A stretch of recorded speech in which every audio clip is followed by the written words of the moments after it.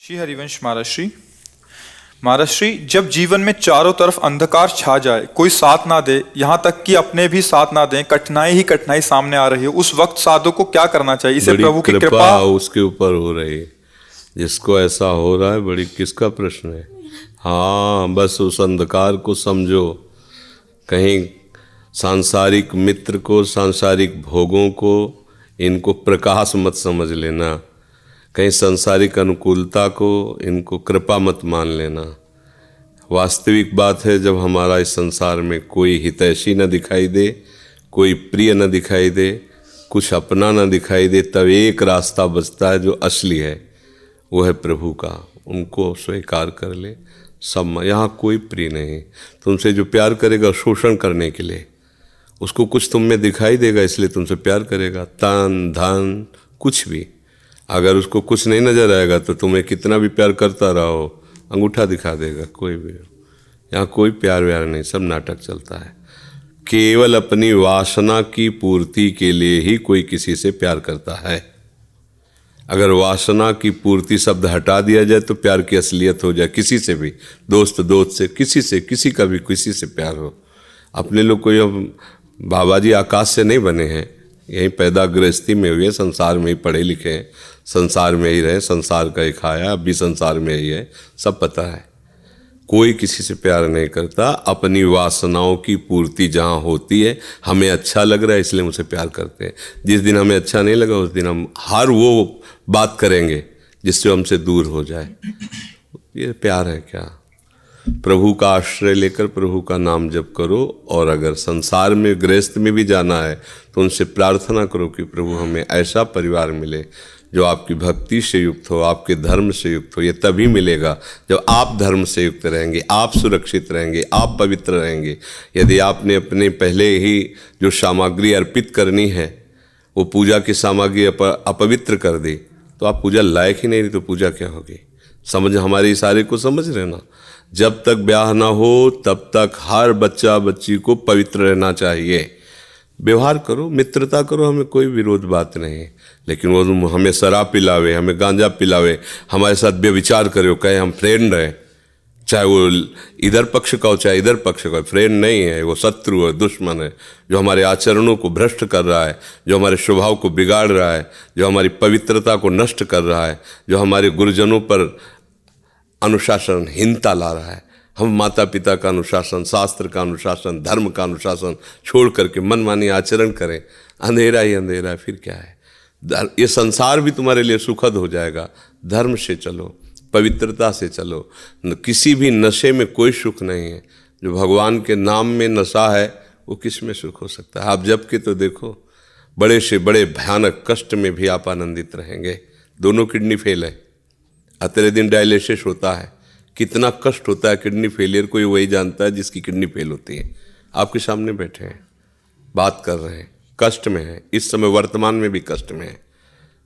क्या कर? अगर प्रभु के नाम का और प्रभु के चरणों का भरोसा ना, तो अभी धज्जियाँ उड़ जाए हमारी, अभी हम डिप्रेशन में पहुंच जाएं। ये हर समय आनंद रहते हैं। और 2 बजे से चल रही दिनचर्या, 2 बजे रात से 8-9 बजे शयन करो, 1:30 बजे उठ जाओ अपनी दिनचर्या। ये बीमार की दिनचर्या होती है क्या? पर वो भगवद आश्रय। आप ऐसे मित्र को मित्र बनाओ जो हर परिस्थिति में आपका सहयोग करे।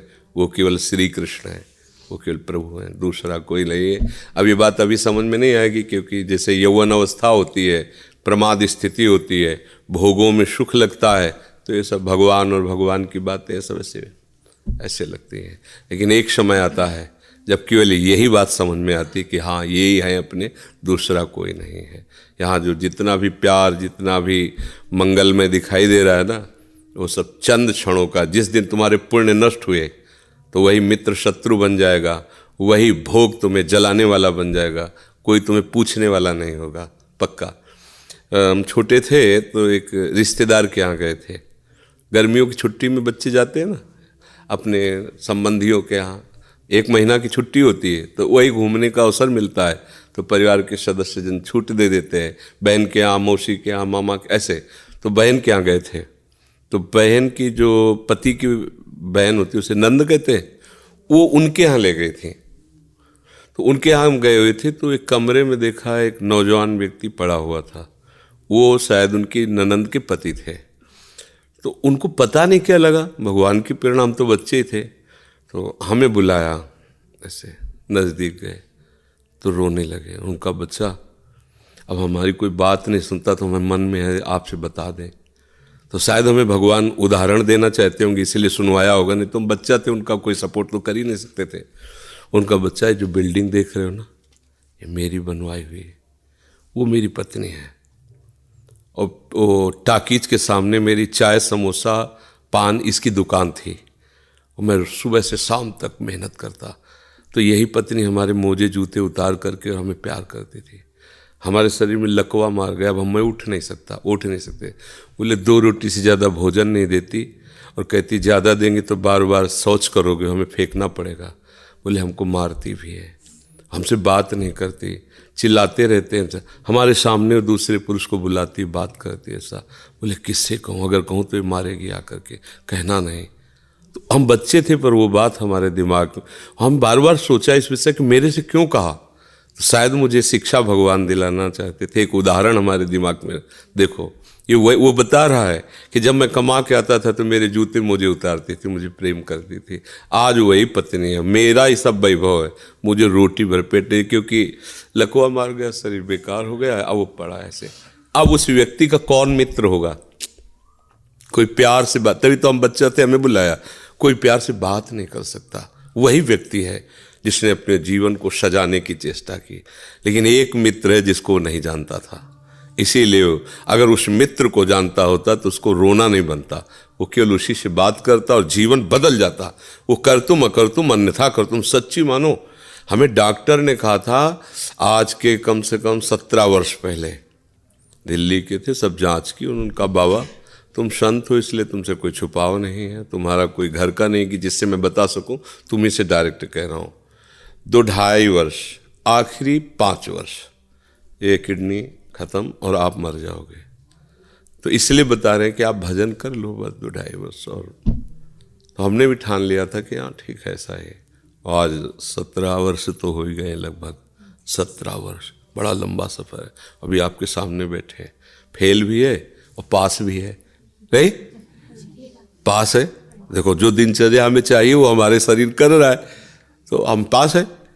और फेल इसलिए कि संसार की दृष्टि से वो किडनी फेल है।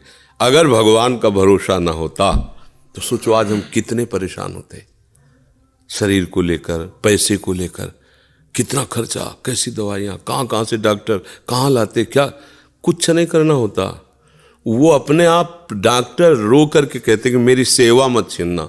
बैठे हैं हजारों कोस दूर और रोज संपर्क, महाराज जी की क्या इस समय स्थिति है, अच्छा ये दवा दे देना, अच्छा आप ऐसा कर दे। तो हम देखते किसका दुलार है, जिनको 1000 रुपया दे के समय लिया जाता है, वो फिर बात करते हैं, वो भी अपने ढंग से। आश्चर्य की बात, वो डॉक्टर, उसे दुनिया से क्या मतलब, रुपये से मतलब है। लेकिन श्री जी, ये है प्रभु का प्रताप। हर व्यवस्था कैसी तुम्हें बताया, जब हम उनकी तरफ देखते हैं तो हजारों हाथों से दुलार करते नजर आ रहे हैं, हजारों हाथों से प्यार करते नजर आ रहे हैं। ये कैसे चलता? अब हमें कुछ किसी से मांगना नहीं, किसी से कुछ कहना नहीं, अपने आप सब व्यवस्था होती। ये हमारी नहीं, भगवद आश्रय होने की बात है।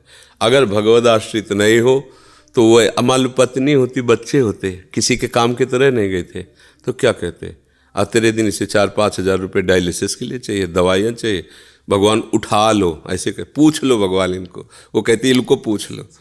संसार का खेल है ऐसा।